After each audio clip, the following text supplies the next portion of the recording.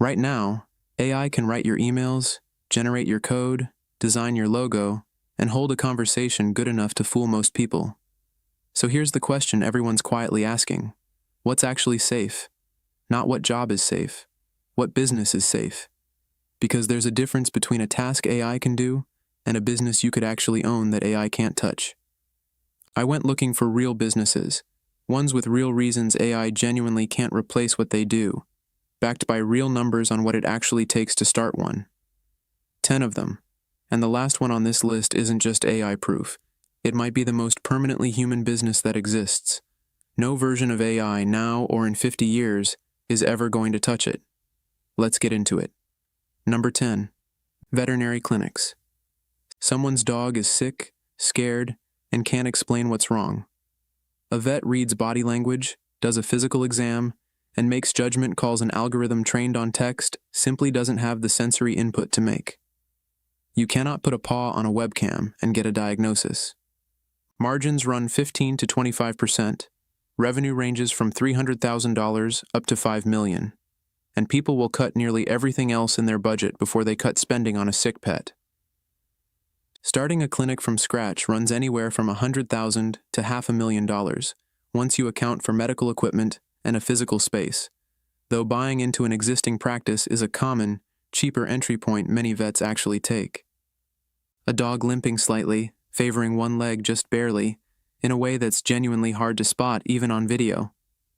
The vet crouches down, watches the gait from 3 angles, presses gently on different points along the leg, and reads the dog's flinch. That data doesn't exist anywhere except in that exact room, at that exact moment. There's also something underappreciated about how a good vet handles the owner, not just the animal. A scared dog picks up on a scared owner's energy, and part of the actual clinical skill is calming the person first, in a way that then calms the pet. That's an entire layer of the job that has nothing to do with medicine, and everything to do with reading a room full of 2 different species at once. Number 9. Skilled trades. HVAC, plumbing, and electrical work. An HVAC system that's broken in a 100-year-old house is never broken in exactly the way the manual says it should be. Every wall is different. Every pipe was installed by someone who made their own decisions 40 years ago. Getting started here runs anywhere from $20,000 for a lean one-truck operation, up to $80,000 once you factor in a proper vehicle, tools, licensing, and insurance. There's a real story that shows how much money is already betting on this. A company out of Tucson, Arizona doing HVAC work got acquired by a larger platform. Before the deal, $30 million in revenue. After, $70 million. Same physical work, just with more capital behind it. Investors aren't circling skilled trades because they think AI is about to solve them. They're circling because the opposite is true. Someone still has to physically show up, diagnose a compressor by the sound it's making, and crawl into an attic in July to find a leak. Capital can scale that. It can't replace the person doing it. Talk to any technician with a few years in the field, and they'll tell you the actual diagnosis usually happens before they even open a toolbox. It's in the sound the system makes walking up to the house, the smell in a basement, the specific way a homeowner describes when the problem started. None of that fits neatly into a support ticket. It requires being there, using senses a camera and a microphone can approximate, but never fully replace. Number 8. Commercial pest control. Every job looks different. Different building, different infestation, different entry point that requires someone to actually crawl into a crawl space and look. Margins run 18 to 28%, and because it's contract-based, the same buildings call you back every month, whether AI exists or not. Starting an independent operation typically costs $10,000 to $50,000, covering licensing, a vehicle, chemicals, and equipment. Some operators start leaner than that, closer to $12,000, by using a personal vehicle and building slowly. A trained technician can identify a rodent problem by smell alone before they've even found the nest. You can't photograph a smell. You can't describe it to a chatbot and get a useful answer back. There's a decent amount of variation in how well this business scales, too. A solo operator running one truck might clear $70,000 to $100,000 a year. But the ones who build recurring quarterly contracts with apartment complexes, restaurants, and office buildings end up with something closer to a subscription business wearing a pest control uniform. The same clients paying every quarter, year after year, because nobody wants to be the property manager who let a bedbug complaint go public. Number 7. Physical therapy clinics. Recovery from an injury involves someone physically moving your limb, feeling for resistance, adjusting pressure based on how your body responds that specific day. Margins run 15 to 30%, and demand is stacked from 3 permanent sources at once: aging populations, athletes, and post-surgery patients. Opening a clinic typically costs $50,000 to $200,000, covering equipment, treatment space, and licensing, though many therapists start by renting space inside an existing practice to lower that number significantly. A therapist doesn't follow a printed sheet.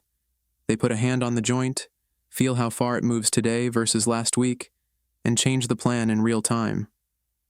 No language model has ever felt anything in its entire existence.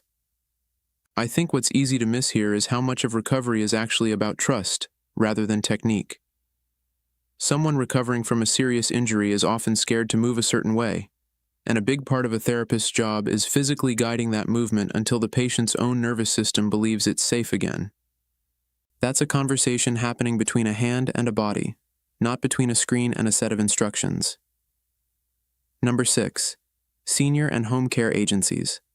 Someone in their 80s needs a hand to hold during a hard morning, needs someone who notices when something feels off compared to yesterday. That noticing is the entire product, and it requires an actual human body in an actual room. A single office in this business can generate $1.5 to $2.5 million a year. Starting a non-medical home care agency, the most accessible entry point, typically costs $40,000 to $80,000 once you cover licensing, office setup, and your first round of caregiver recruitment. Here's the fact that makes it permanent. Every developed country on Earth is getting older, not younger. That's not a trend. That's biology. The best caregivers aren't valued for finishing tasks quickly. They're valued for noticing that someone's usually chatty morning was unusually quiet. That kind of read only exists because a real person built a real relationship with that individual over months. There's a specific kind of loneliness this business fights against too, one that rarely makes it into the financial breakdown. A lot of elderly clients see their caregiver more often than they see their own adult children. That caregiver becomes, in a very real sense, the primary human relationship, keeping that person tethered to daily life. You cannot subscribe your way out of loneliness with a chatbot, no matter how good its conversation gets. If you've been keeping track, notice what's actually repeating here. It's never the difficulty of the task itself. Diagnosing a limp, remembering a measurement, noticing a mood shift, none of that is technically hard to describe in words. What's hard is being physically present when it happens, and building the kind of trust that lets someone let you into their worst or most vulnerable moment. That's the wall AI keeps running into, over and over, on this entire list. Number 5. Childcare and daycare centers. Nobody's leaving a toddler alone with a screen and calling it childcare. This one's protected by something AI can't talk its way around: actual legal licensing that requires real, physically present, background-checked adults in the room. Margins run in the mid-teens, which isn't flashy, but the demand is about as permanent as demand gets. A home-based operation can start for as little as $10,000, while a small commercial center typically runs $30,000 to $150,000 once you account for licensing, renovations, and safety equipment. Regulators didn't write those licensing laws because childcare was hard to automate. They wrote them because a choking toddler needs a physical response within seconds, not a processed one. Anyone who's spent real time around a room full of toddlers knows the job is less about following a curriculum and more about managing constant, unpredictable physical chaos in a way that keeps every single child safe every single minute. A screen can hold a child's attention. It cannot catch them when they trip. Number 4. Custom and bespoke tailoring. AI can generate a design. It cannot measure your shoulders or notice that one side sits slightly lower than the other because of how you stand. Fit is physical. Margins run 40 to 60%. Suits typically selling for $2,500 to $5,000. A good tailor remembers your exact measurements from a fitting 3 years ago without checking a file, because it's stored in a relationship, not a database. Starting out usually costs somewhere between $15,000 and $50,000, mostly for fabric inventory, sewing equipment, and a fitting space, and most successful tailors build their client base slowly, one referral at a time, because trust in this business genuinely can't be bought with an ad campaign. Someone paying $5,000 for a suit wants to know the person adjusting it has done this 1,000 times before, on 1,000 different bodies, each one slightly wrong in its own particular way. Number 3. Locksmith services. Someone's locked out of their house at 11 at night. AI can't drive there. It can't pick the lock. It can't hand someone a physical key. Startup costs run under $1,000 for certification and basic tools. Gross margins land around 60 to 70%. And here's the actual reason this one's protected, worth pointing out, because it explains almost everything else on this list too. It's not that the skill is hard. Picking a lock is learnable in weeks. It's that AI has no body. It cannot physically be at your door at 11 at night. Most locksmiths will tell you the emergency calls, the middle of the night, someone panicking in a parking lot, are only part of the business. The steadier money comes from rekeying homes after a move, installing commercial security systems, and small routine jobs that add up over a full week. But the emergency call-outs are what make the business genuinely irreplaceable, because that's the exact moment where being physically available matters more than anything else in the world to the person calling. Number 2. Estate sale and clean-out services. When someone passes away, somebody has to walk through decades of belongings, decide what has value, and handle every bit of it with actual sensitivity. Commissions typically run 30 to 40% of whatever sells. This is also one of the cheapest businesses on this entire list to start, often under $10,000, since most of what you're really selling is judgment and trust, not equipment. AI is genuinely excellent at pricing objects. It can scan a photo of a lamp and pull a fair value in seconds, but pricing was never the hard part. The hard part is standing in a house full of someone's entire life and knowing when to stop talking and just let a grieving adult sit with a box for a minute. That's not a data problem. I read through several accounts from people running these businesses, and the same detail kept coming up. The families who hire them aren't really hiring someone to sell furniture.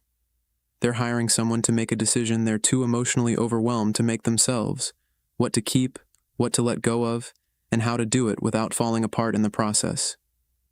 Which brings us to number 1. Funeral homes and death care services. Nobody wants an AI-generated eulogy read at their mother's funeral. Nobody wants a chatbot walking them through choosing a casket the week their father died. This might be the single most human moment a business will ever be present for. Margins run 10 to 30%. This is genuinely the highest barrier to entry on this entire list, often $750,000 to $2.5 million, once you account for property, embalming equipment, and licensing, which is a big part of why the industry stays so stable. And the demand for this exact service has never once, in the entire history of civilization, disappeared during a downturn, a recession, or a wave of new technology. People have needed it since before written language existed. Sitting across from someone who lost their spouse of 50 years, and just letting them talk for 20 minutes before a single logistical question comes up. Knowing, without being told, that one family needs more time, and another needs the process to move faster, because slowing down is what actually hurts them. That read on grief isn't something you prompt your way into.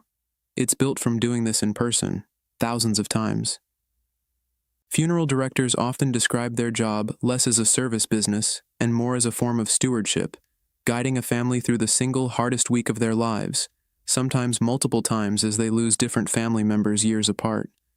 Families remember that person specifically, by name, for decades. Nobody remembers the name of a chatbot that helped them plan a funeral, because that chatbot was never going to exist in the first place, and everyone in that room knows it. So here's the pattern underneath all 10 of these. None of them are safe because they're old-fashioned. They're safe because of what they actually require. a hand that can feel where the injury is, a person who can crawl into the crawl space, a body in the room on someone's worst day. AI is extraordinary at processing information.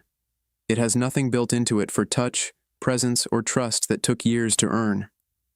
Most of the people running these businesses already use AI for scheduling, for invoicing, for marketing. But the actual service, the part someone's paying for, still runs on something no model has ever had access to. A physical body, in a physical room, doing something that requires being human. The businesses on this list aren't hiding from the future. They're standing directly in the one part of it that was never going to change.